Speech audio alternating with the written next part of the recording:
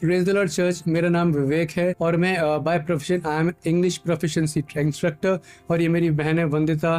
करीब 2 साल पहले मैं रात में सोते सोते बेड से गिर गया था लेफ्ट साइड में, और जब मैं गिरा तो मेरे को नी में थोड़ी सी चोट लगी और कंधे में लगी। 3-4 दिन बाद जब मैंने देखा तो मेरी नी कैप के ऊपर एक स्वेलिंग आ गई थी। जनवरी 28 को जो है जब मैं रात में सोया हूँ और सुबह उठा हूँ तो वो काफ़ी ज़्यादा स्वेल हो गया, मतलब कि उस पूरा वूंड बन गया, उसने पूरी मेरी नी को कवर कर लिया and it was completely filled by पस। उसके बाद मैं 2 दिन फीवर में रहा, मैं अपने ऑफिस नहीं जा पाया। रोज़ मैं नोएडा से द्वारका कम्यूट करता था इसी कंडीशन में, बेबी स्टेप्स लेकर चलता था, मुझे स्टेयर्स चढ़नी होती थी, दिक्कत होती थी। मैंने डॉक्टर को कंसल्ट किया, डॉक्टर ने कहा कि हम इसको एक प्रोसीजर करते हैं छोटा सा और एक कट निकाल के फ्लूइड को निकाल लेंगे, लेकिन चांसेस है कि वो रीकर हो जाए, दोबारा से वापस आ जाए। मैंने कहा it's okay, let's do it. Doctors ने प्रोसीजर किया और उन्होंने मतलब कि पट्टी वगैरह बांध दी। जब 15 दिन के बाद पट्टी हटी तो उसमें से 10% रह गया था, 90% फ्लूइड निकल चुका था, लेकिन 4-5 दिन के बाद वो वापस से ही अपनी ओरिजिनल पोजीशन में आ गया। डॉक्टर ने कहा था कि मतलब कि ये बोन को भी डैमेज कर सकता है, बहुत कॉम्प्लिकेशंस आ सकती है फ्यूचर में, और मतलब कि आपको बेड रेस्ट लेना पड़ेगा, आप कैसे कर रहे हो, इतना ट्रैवल मत करो।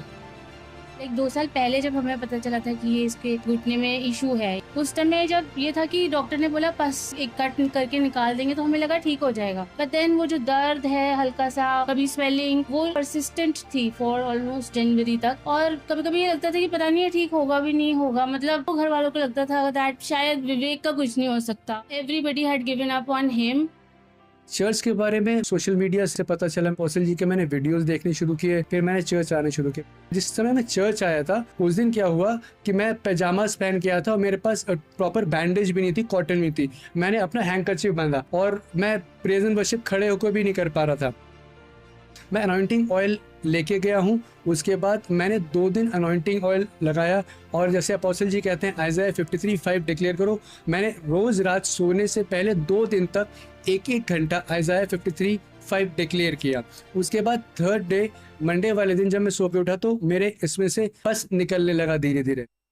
परमेश्वर ने उस बहुत बड़े से वूंड में एक छोटा सा होल क्रिएट किया जहाँ से वो पस निकलने लगा। हैंकरचीफ बांध करके मैं अपने ऑफिस गया। उसके बाद एक स्टूडेंट आया, उसने पूछा sir can I help you with this bandage thing. मैंने कहा ठीक है तुम देख लो। उस बच्चे ने आधे घंटे तक मेहनत करके पूरा का पस ट्रेन कर दिया। परमेश्वर ने उसे एज ए वेसल यूज किया और उसने मेरी मदद की। 1 महीने के बाद धीरे धीरे मेरा वूंड हील हो गया और एक कम्प्लीटली नॉर्मल हो गया। मैं प्रभु यीशु मसीह को महिमा देना चाहता हूँ उसके अद्भुत और सामर्थ्य काम के लिए। डॉक्टर्स ने इवन मुझे बेड रेस्ट भी के लिए भी कहा था, लेकिन मैंने परमेश्वर पे भरोसा रखा। क्या मैंने कहा परमेश्वर तू जानता है कि मेरे परिवार की जिम्मेदारी है।